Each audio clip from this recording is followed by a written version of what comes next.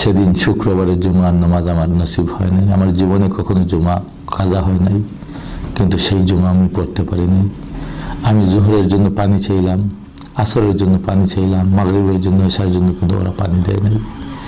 আমি খাবারের জন্য পানি চেয়েছিলাম। আমরা জানি মায়েরা তাদের দিল নরম হয়, মেয়েদের মন নরম হয়। আমি রক্তাক্ত অবস্থায় একজন ডায়াবেটিস রোগী পানি পানি করে চিৎকার করেছি, কিন্তু আমাদের মহিলা পুলিশরাও আমাকে এক ফুট পানি দেয় নাই। সেই দুঃখ বলে লাভ নাই, আমি দুঃখ বলছিও না। আমার কষ্ট আমি কোনোদিন কষ্ট মনে করি না, কিন্তু আমার সাথে যে সমস্ত ওলামায়ে কেরাম, যে সমস্ত ভাই বোনরা আজকে জেলখানায় হাজার হাজার দুঃখে কষ্টে আছেন, তাদের জন্য আমার দুঃখ হয়। আমাকে ওই রাতই ডিবি মাসিউর নিয়ে গেল, নিয়ে আমার উপর অকথ্য নির্যাতন চালালো। আমার মাথার মধ্যে ইলেকট্রিক শক দিল, আমার মাথার চুল পেকে গেল, আমার মাথা থেকে পা পর্যন্ত টর্চার করা হলো। আমি বেহুশ হয়ে গেলাম।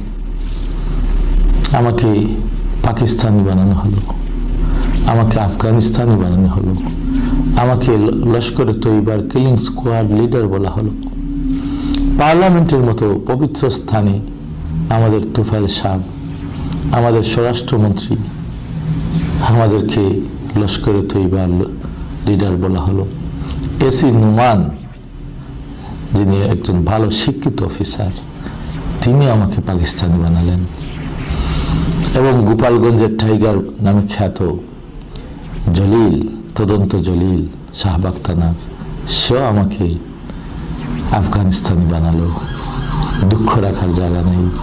যার জন্ম 71-এ নেই, সে কিভাবে রাজাকার হয়?